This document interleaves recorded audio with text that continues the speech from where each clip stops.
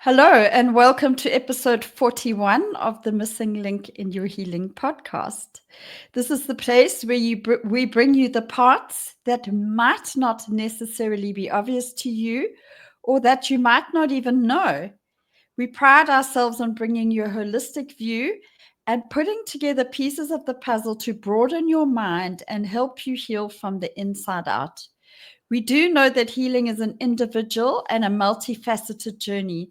So please take what resonates with you the most and use it to help yourself become your own healer from the inside out. And today, Loretta's going to lead our podcast with a really important topic. Actually, we've titled it The Emotional Cycle of Change. So when we embark on any change, we go through various emotional cycles. We're focusing on the emotional stuff today. And this is very important to know. So Loretta, I'm going to hand over to you right now. Thanks so much, Antoinette. I discovered these emotional cycles of change. I didn't even know that this existed. I didn't know that it existed formally, but I had seen this so many times in my patients when I was in private practice and in my coaching clients. And then I think I was in a workshop actually, and someone introduced me to this. So this is a concept that comes from psychology. And essentially, it is the process that each one of us go through whenever we start something new. Now, this could be a new workout program. This could be a new way of eating. This could be a new way of thinking. This could be therapy. This could be coaching. Anytime you embark on something new, you are guaranteed to go through these cycles. And when I first heard about this, I was like, I don't know if you can apply this to everyone, but you know what? Actually, I haven't seen this not happen with anyone yet. So in my experience, this does seem to be true. And it's very, very useful. So this is a tool that I introduced to all my clients on the very, very first consult, because I know that when things start getting gnarly, they're going to want to give up. And then I can remind them that this is normal. This is what we're supposed to be going through. So I'm going to actually use the example. I'm going to illustrate this with an example of exercise. And the reason why I'm going to pick exercise is because it's very, very obvious when you start an exercise program, okay? And sometimes when you start something like therapy or coaching, it's not so obvious until you're in it. So I'm just going to speak about it in a way that makes it really, really simple to grasp. So before I start, I just want to say that when you are, let's just say you've done no exercise. You're from a baseline level of general unfitness. When you go to the gym the first time, any of you who've done this, or you go for that first walk or that first run, at the end of the first session, you feel great. You're like, yes, I'm so glad I did this, right? And then you go for the second session, and now you're a bit stiff, and the second session seems to be harder. Same training, whatever it is you did, but it seems to be more difficult. And we have an expectation that after the first week or so, things should be getting better, but actually they don't. You actually feel worse. You can run less far. You can walk less far. You seem to be able to lift fewer weights or do fewer reps. And that is because as we get physically fit, what ends up happening is our fitness declines first. So we start off okay. And then as we start putting that added stress on our body, we actually have a dip in fitness. And it's only once we've been through the dip and we continue that our fitness starts rising. Now, that is the perfect shape of what happens to us in these emotional cycles of change. But the difference is that when we exercise, this actually happens to us physically as well. This happens in the physical body. So the emotional cycle of change, if you imagine it's a graph, and I know most of you are listening to this, so I want you to imagine that it's a V, all right? It's a V with a little leg that starts off, and then it dips into the V, and then you have the upside of the V going up the other side. It's more of it's sort of like it's not quite a U, it's not quite a V, but close enough. Okay, so when we start something new, the first part is what's called uninformed optimism. We don't know what we're in for, but someone has told us, either someone in a sales call, a coach has told us that they could help us get to where we want to go, or we believe that this is the thing that is going to get us to where we want to go. It's going to get us what we want. And so we're uninformed about the process We're just sold on the outcome. And so we have uninformed optimism. We're actually quite excited. And then, so we're at the top of the V now, right? And then we start going through the process. And as we head down, about halfway down the leg of the V, it's a downward trip, which we're not really noticing yet. But so now we're like 1 or 2 exercise sessions in. And then we get to the pessimism line, which is essentially now we know what we're in for, but we're not loving it. So you're stiff, your muscles ache. You've got to get up at 5 a.m. The trainer is relentless or whatever, okay? Your running group is, everyone runs faster than you. And you're like, oh, I'm not loving this, because now you know what the reality is. You still want the outcome, but you're now faced with the reality of what it's going to take. This is called informed pessimism. Okay, now I know what I'm in for and I'm not loving this. And how long is it going to take before I start feeling better? Okay, so here's the bad news. You don't start feeling better at this point, all right? What ends up happening is it actually seems to get a bit worse. And so you descend further down that downward leg of the V. And eventually you get to, I don't want to do this anymore. This is too hard. I'm hating this. Why are you being so mean? That coach is a tyrant. This is not what I signed up for. And this is called the valley of despair. Now, I love that term because I'm quite dramatic. And I always think, oh, well, you know, that's the kind of dramatic term I could come up with. And I was so glad to see that in published psychological literature, this is the term that someone came up with for this spot. Because, I mean, I'm joking about it now, but it actually can be incredibly difficult. This is the point at which you think the world is against you, the coach hates you, this works for other people, but it doesn't work for me. Things are never going to get better. And I want to give up. Now, it's at this point that many people do give up. They decide this is not the right thing for me. And what happens is they go back up the leg of the V to the beginning. And they look for the next shiny thing that they think is going to give them what they want, but with less pain. But here's the thing. So now what happens is you get a different trainer. I mean, I'm mixing my coaching and training metaphors, but you get where I'm going with this. You get a different coach. You get a new therapist. You go to a new doctor. You find a new complementary medicine person. You discover a new therapy that you didn't know about. You found the new supplement that's going to save your life, right? And so you embark on the same process. And by the way, this also applies for when you start taking a new kind of therapy, when you start taking that magic supplement that's going to, I don't know, make you thin and rich in 2 weeks without any pain. That, all right? Uninformed optimism.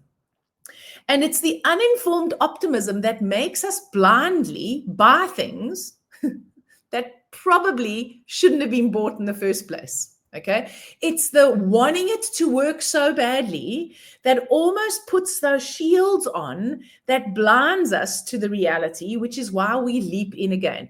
A really good example of this is the weight loss industry. Anyone who's ever been on a diet, ever bought a weight loss product or like joined a weight loss group or whatever, and then got fat again, you know, when you hear the next miracle thing, right? Then you're like, okay, maybe this thing is going to work for me. And that's why the weight loss industry is a multi-billion-dollar industry that actually doesn't work, right? In the long term, it works for very few people, but in the long term, it actually doesn't work. So when you get to the top of the V, now you want to go back to the next thing that's going to give you what you want. But you are going to go down the same leg of the V. So you're going to start with uninformed optimism. You're eventually going to get to informed pessimism, where you're like, this is not great and I'm not loving it. Then you're going to get to the valley of despair. You're going to decide you've been scammed. It was a hoax. They took your money. The coach is bad. This therapy doesn't work for me, blah, blah, all of that. And then you're going to turn around and you're going to go back to the beginning. So if you are the kind of person, and we've all been here, hey, there's no judgment on this. I have done this 1,000,000 times with diets, with shiny new supplements, with new medicine techniques, with new energy, all of that. I've done that 1,000,000 times in my life. We all have. But if you find that you're stuck in the same loop. So if you're sick, this is a podcast about health. If you are sick and you've tried so many things, but you always end up in the same place, which is the valley of despair, it might not be that the things that you've tried were not the right things for you. It might be that you got to the valley of despair, and because it was so painful there and you felt so far removed from what you thought you were going to get, that you decided it wasn't for you and you went back to the beginning. Now, please, disclaimer, I don't mean that if you're in the valley of despair and you're with something, you're doing something that you think isn't good for you and you must just carry on. That's not what I'm saying. This is why it's really good to hone our intuition, to hone our awareness, and to be able to connect to our body and our feelings so that we can work out what's right for us, right? Is this truly just the valley of despair that I need to push through? Or does this no longer serve me? Because it's not good or bad. Whether you give up in the valley of despair and go back to this is not failure, you might decide, you know what, actually, this is not for me. You might realize when you're in the valley that you leapt before you looked because you were looking for, let's say, a quick fix, and that actually this is not for you. In which case, yes, you are going to go back to the top of the V and you have a chance to reevaluate your options. And if you know how to do this, you can connect to your intuition, to the wisdom within you, to your body wisdom, to see whether whatever you're going to embark on next is true for you. Okay. So now you're in the valley of despair. Oh, I'm going to tell you a little quick story about the valley of despair. I had a client and she was in a massive relationship, like it was tumultuous, right? And it was really, really bad. And so it took a whole lot of coaching to the point where she was actually able to end the relationship. And once she ended the relationship, she was truly in the valley of despair. And we had a session, it was at the end of her workday, very high-powered, professional woman, like super smart. She was sitting on her kitchen floor. She had a glass of wine. She was drinking wine at the beginning of her coaching session. And she was in the valley of despair. She was miserable. And she said to me, she used to call me Guru L, right? She said, Guru L, how long is this valley going to last? And I said to her, well, I don't know. So she goes, okay, well, just give me a ballpark figure. She was like, okay, I get, I'm in the valley of despair, right? So how long is this? Like, when am I going to get out of it? And I was like, well, I don't know. Do you think you could stay here for 10 days? And she said, yeah, I think I can do 10 days of this. I could do 10 days. So 10 days later, she was like, I'm still here. How much longer? And I was like, well, I don't know. Do you think you could do another week of this? And I said to her, I don't know how long you need to be there, but I do know that if you give up now, you're probably just going to end here again. But if you just carry on, we're going to get out of this, okay? She was like, okay, how much longer? And I said, well, can you do another 7 days? And she said, yeah, okay. So the next week we had a session and she was like, I think I might be feeling a little bit better. I'm still in the valley. Don't get me wrong. I'm still in the valley, but I think I might be feeling a little bit better. And by the following week, she was like, okay, I think I'm walking out. So she wasn't great. She wasn't amazing. And the reason why I tell you the story is because she wanted to give up. And it was hard for her. It was really, really hard for her. And so I don't know how long the valley is going to last. No one knows how long the valley lasts. When it's a new exercise program, I promise you hit the valley of despair after the first week to 10 days, and you're out of it by about 2 weeks. So if it's an exercise program, you can just stick it out for 2 weeks, you generally are okay. You know what? If this is something that's much, much heavier than that, it can take longer. And this is also why it's really helpful that if you do find yourself there, that you have someone who has the certainty that you can get out, because that's what she needed more than me lying to her about how long it was going to take. It was just like, I know that if you just carry on putting one foot in front of the other, no matter how small it is, in fact, all you have to do is not give up at this point and just show up for your session. That's all. That's all you have to do. For the rest of it, you can do whatever you need to do. I know you can get out of the valley because I've seen thousands of people get out of the valley. All right. So when you've got someone who is certain that it's just a valley, when I say just a valley, it's a dark, dark valley. And it can, it's like in nature, you could be in a valley floor on the Grand Canyon. That's a big valley, and it takes a long time for you to get from one side of the V to the other side where you start walking up, right? But if you've got someone who's holding that space for you and is certain that you can do it, that is actually hugely helpful. So in my physical exercise metaphor, if you have a trainer, or if you have an accountability buddy, or if you join a group or whatever, you know what, when you've got people that you're accountable to that know that you can do it because they've done it, it makes it that much easier. Okay, so the trick in the valley of despair is not to give up. The other trick on the valley of despair is not to try and set unrealistic timelines for yourself. So the two things that whack us the most is, how the hell am I going to get out of here, and how long is it going to take? Because if you're focused on how am I getting out and how long is it going to take, how and when, what you're focused is on the how and the when of the problem, which means that, your focus creates your reality. As I've said to you before, you tend to stay trapped in the problem for longer. Okay, so like my client, what she did was she had the wine as often as she needed to have the wine. She did the soothing, which wasn't a kind of soothing that any of us would judge as being healthy soothing, all right? But she did it, which is what because I said to her, all you have to do is get through it and pitch up every week. And so what happens is, when you hang in there in that valley and you just take tiny steps. So when you're in the valley of despair, your vibrant, radiant health may look like it's like lifetimes away. It might look like it's not even in your reach in this lifetime, all right? But if you just ask yourself every day, like, what one small step can I take towards nourishing myself, caring for myself, creating, rest or space for myself? It doesn't matter what it looks like. Just one little prayer every day. One little sit in the sunshine and just appreciate how beautiful it is outside, assuming that it's beautiful and the sun shining. Just one little thing. You are slowly inching your way along the valley floor. So here's the good news. If you can do this, what ends up happening is you start climbing up the other side of the V. Now, you start feeling a little bit better. You are not healed. Don't think you can move mountains. You are not shouting hallelujah to the heavens at this point. You're just not actually so in despair that you think it's never going to end.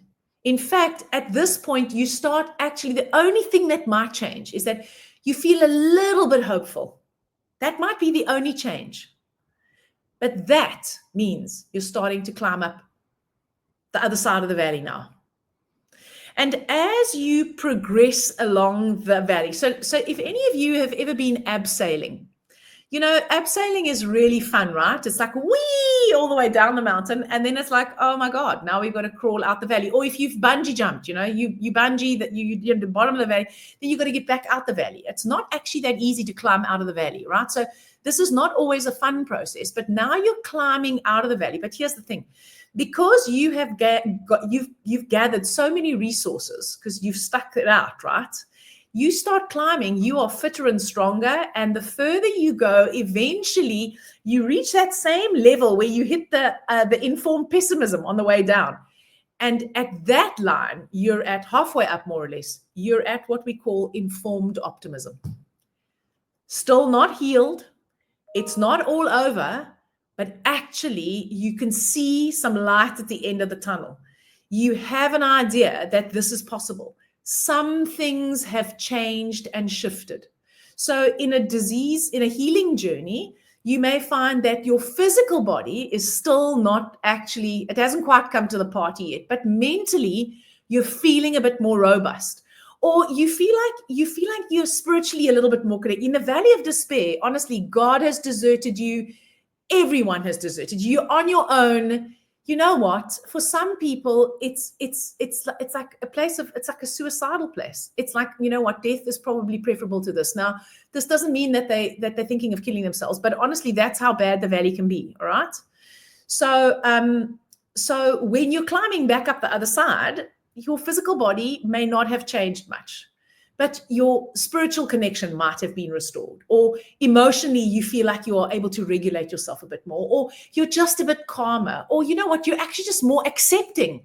Even that can be a sign that you're busy. In fact, even that, I say even as if it's not important, it's really important. That starts helping you get up the other side. And eventually you get to informed optimism. So my client, after 3 weeks, she said, okay, I think I'm busy starting to get out of the valley. And probably about 6 weeks after that, she said, you know what? If you had told me when I was in the valley that it could take another 2 months, I don't know what I would have done. But because you said 1 week, 10 days, that's what kept me going. And I'm really glad that I didn't stop in the valley. Because so the problem wasn't sorted out. She was in heartbreak, and she had to change a whole lot of patterns and blah, blah, blah, blah. But she at least was informed. She had what we call informed optimism. This is not a fake optimism. When you start off on the journey, that is uninformed optimism. That's your hope that this is going to work well. You don't know because you haven't actually been through the process. When you get to this place of informed optimism, you have been through the process. And so you know that sticking it out and continuing whatever it is that you embarked on, your new therapy or your exercise program, whatever it is actually starting to pay off. And now you're optimistic from a place of experience, not from a place of hope. There's nothing wrong with being optimistic from the place of hope. I just want you to appreciate it's two different places. And if you then continue to walk out, so the fifth stage is success and fulfillment. And everybody goes through all of those. Sometimes it's not as dramatic as I have just cataloged it. That's why I used the example of the training to start off with. Because, for some people, it's like, the first 2 weeks were really hard, but I'm really loving being fitter and I'm starting to feel stronger in my body and I feel more fit and, capable of doing more things. For some of us, it is this deep journey of healing, of deep healing, especially if we have a serious disease label that has created lots of mental and emotional and even spiritual disconnection for some of us. And so the journey is more or less dramatic, depending on how, I'm going to say, serious it is, whatever it is that you're doing, but it's always the same. So when you think that things aren't working in your favor, when you're at that informed pessimism, I think I made a mistake. You know what? It's possible that what you've chosen is not for you, but you won't know that until you see it through a little bit further. And if you are in a therapy journey with a therapist or you with a coach, you are well within, in fact, I would say this is imperative that you tell them this. You know what? I don't think this is working for me. Because if I'm your coach, for example, and I've got a feeling this is not working for me either, then that's the point at which I can say to you, you know what? Actually, I think you're right. This is not working for either of us. I think that maybe this would work better for you. And then I can refer them to someone else, or I can suggest a different resource for them that they might be able to try. Or if you get to that point and your coach, who's seen a lot of people, or your therapist or your doctor or your healer, whoever, has seen a lot of people going through this process, if this is part of what looks like the normal part of the process, like my client who was in the valley, well, I can say this is a part of the process. I had this the other day with another client of mine, who's a current client of mine. And at the very first session, I showed her the graph. I send everyone the article with the graph on them. And we are fairly deep into the journey now, and things are getting a bit gnarly now. In fact, they got pretty gnarly at the last session. And she was going, yes, but, and I could see she was getting very frustrated. She was not loving what she was hearing. And I just said to her, do you remember that graph? Remember you're in the valley? She was like, oh, yes, you told me about it in the first session. I said, yes. So for those of you who are coaches or trainers, this is a great tool to actually give your clients at the beginning, not to put them off, but so that they know. In fact, this is a great tool to use in your sales conversation so that people know that when they embark on a journey with you, this is the trajectory that they can expect. And here's the thing, they're not going to necessarily sign up with you because you tell them this, because they're in uninformed optimism. They've still got the rose-tinted spectacles of uninformed optimism on. And if it does put them off, then maybe that's not the journey for them. Maybe this is not the journey for you and them. So it's a great tool to know if you're going through the journey yourself. And it's a great tool if you're leading people through the journey. Because if you can remind them of it, it actually makes a difference. It's like, okay, I can trust what this person's saying because we're just in the valley. So the 5 changes, the 5 stages, I'm just going to recap them for you. First, it's uninformed optimism. Then it's informed pessimism. Oh my word, I know what I'm in for and I'm not loving it. Then we get to the valley of despair. And if you push through the valley of despair, eventually you get to informed optimism. I feel optimistic and I can do this. And eventually you get to success and fulfillment. So, Antoinette, I don't know if you've got anything to add, but that's really the sum total of my story for today. I'm not going to add too much because this information is really highly valuable. I know because in my own journey, I've been through this process many times, psychologically, spiritually, and physically. And sometimes the valley of despair has been incomprehensibly at the time difficult. But somehow I knew, I only saw this model now recently through you, but I'm just so grateful that somehow spiritually and intuitively I knew that was part of my process. And sometimes they've been short and sometimes they've been long, and they apply to every aspect of change. You're right. If you think about it, when you do a detox diet or fast, Yes. you're going to go through what they call a healing crisis. And if you don't know what's happening, you go, oh my gosh, I've got a headache. I feel weak. I'm dizzy. I feel terrible. And if somebody hasn't informed you that that's actually just the cycle before you feel brilliant, then you feel like it's failing. It happens with every single psychological healing journey. And when we bring up our unconscious and we looking at now feeling our emotions and confronting our limiting beliefs and integrating our ego with our divine self, we are going to feel like we are climbing a mountain that can't be climbed, actually. Yeah. But once we get to the top, it's all the same thing. They're just different metaphors. So, and any mystical spiritual teaching will tell you that the valley of despair, as Loretta described, will be to the point that you feel like you've been abandoned by everything and everyone, including God or your spiritual higher power, and that you feel like you might need a mental institution, actually. And it's at that point that people regress, as you say, because they go, oh, this is ridiculous. I'm worse than I've ever been.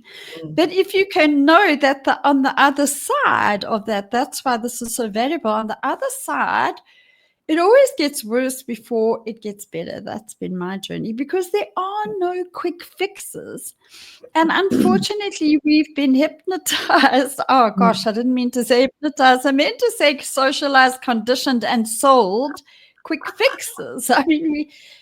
Funny, I used the word hypnotized, but it's kind of like I was one of those people before cancer. I just kept on switching gurus, therapies, processes. And honestly, in hindsight, I didn't get better. I probably got worse. So I think whether it's giving up alcohol or this actually applies to everything. And if you know, because also it all goes together, Loretta, and that's what we very much bring on this podcast, is this holistic journey to healing is psychological, physical, and energetic and spiritual. It all goes together.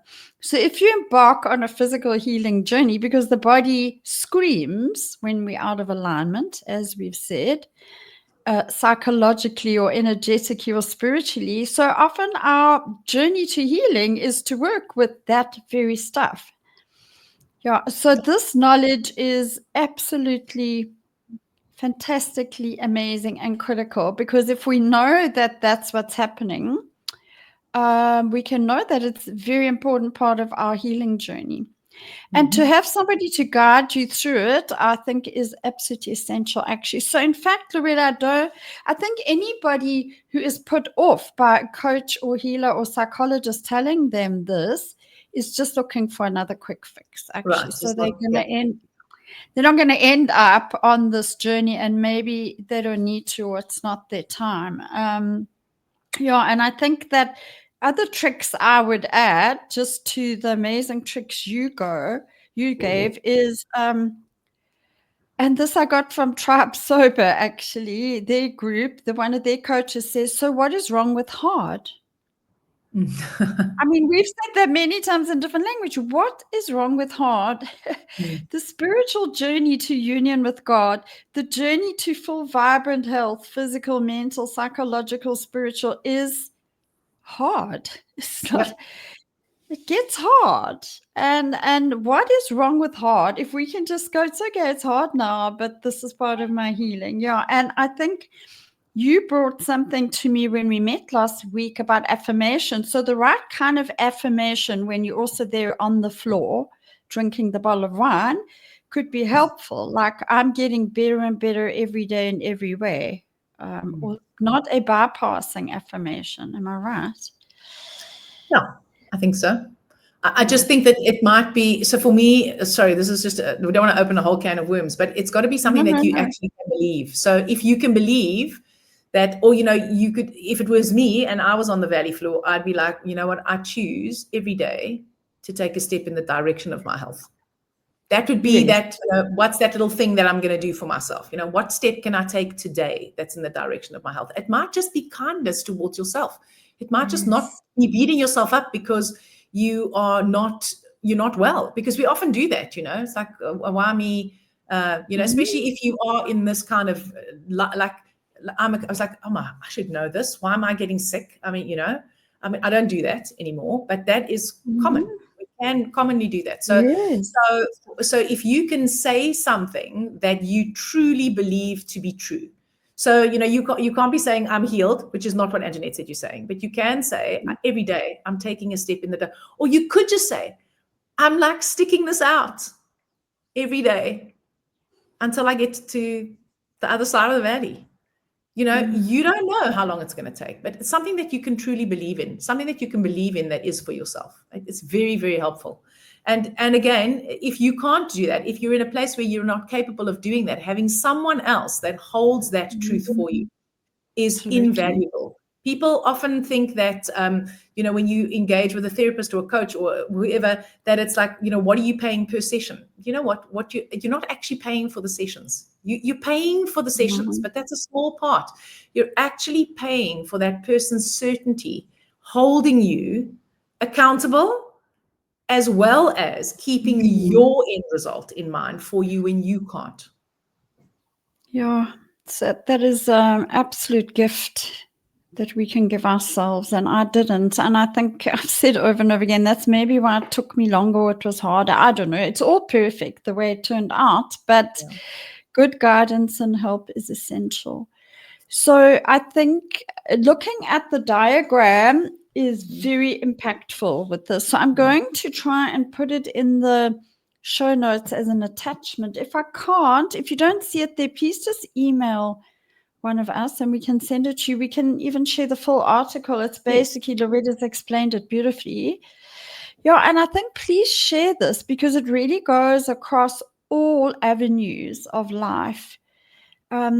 And it's stuff we do know, but we don't really know because everything out there is telling us just have a glass of wine and you'll relax and your life will get better. Or, Anyway, sorry, I just want to add, if I didn't say this is also particularly strongly plays itself out in relationships.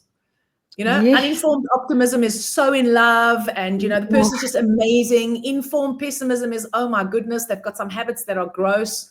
The valley of despair is you are not the person I fell in love with. Break up and try the next one. Okay. So again, I'm not saying that it's wrong to stop in the valley of despair. If you are in a relationship that is really not serving you and you're in the valley of despair, it's fine. But just know that uninformed optimism is always going to catch you at the beginning, right? So there are Yeah. ways of actually not armoring yourself, but just, if you don't know what you don't know, then you don't know it. But if you do know, you can actually be slightly more, I don't know, more mindful of who you're entering into a relationship, a business partnership, anything. Starting a new Yes. business, same thing. It's the same for So everything. if you haven't to date listened to our episodes on intuition, I think, Loretta, there was a very important caveat you brought to this, because nothing is written in stone. So there is a place when you get to Valley of Despair to go, I shouldn't be in this relationship. This health practitioner, this diet is not working for me.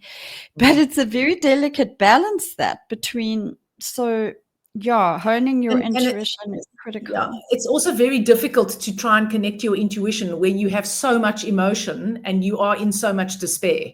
So, it's unless you Yes, really practiced at it, I think it's very difficult to do. And this is another case where you're right. you can get someone to help you. So what I do Yes. with my clients, if I've had someone who's been a coaching client of mine and they're no longer my client and they have a big issue, then they have a single session. They're like, Loretta, I've got this problem. I'm like, this is where I am. I'm like, oh, sounds like you might be in the valley of despair. Let me help you connect to your intuition. Because again, you've got someone else Yes. holding that certainty. I have a group of clients, a group program. And there's a lady in there who goes, yes, but this only works if I do it with you. This is not because I'm great. It's because when the two of us are together, I'm holding the vision for her, which makes it easier for her.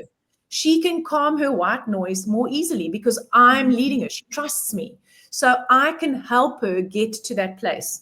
And even if you practice, if I'm in my valley of despair, I call a coach or I go and It's see a therapist true. and I And get them especially, to help me. yeah, Yeah. that's very valid, because when you're physically in a lot of pain, or you've got cancer and you're on chemo and you're lying on the floor so sick, it's very hard, you're right, to access Very that difficult. without help. Yeah. And so, yeah, this is amazing stuff. And I'd like to end off with a big statement, but I think that the world is in a lot of trouble right now, broken actually, and very sick. And that's because for a very long time now, we've been chasing the good stuff, and it's kind of gone all pear-shaped, and that's why people are struggling so much now. And I think maybe we need to do an episode on choice, because I think that people have lost sight of the fact that they really do have choices moment by moment. But sometimes those choices mean exercising a decision that in your mind would be completely wrong, like switching careers or leaving a relationship or moving, because that can feel like the valley of despair, but it Absolutely. might be necessary for the success and fulfillment. So yes, I think I've wobbled on enough. Should we round it off, Loretta? Okay. Sure. Please share this episode. I think it's for anybody. It could be exceptionally valuable. And thank you for listening, and especially to our loyal listeners. And please give us some feedback on YouTube or the podcast channel that you tune into, because it helps our ratings and it really means a lot. Okay, lots of love. Thanks, everyone. Bye. Bye.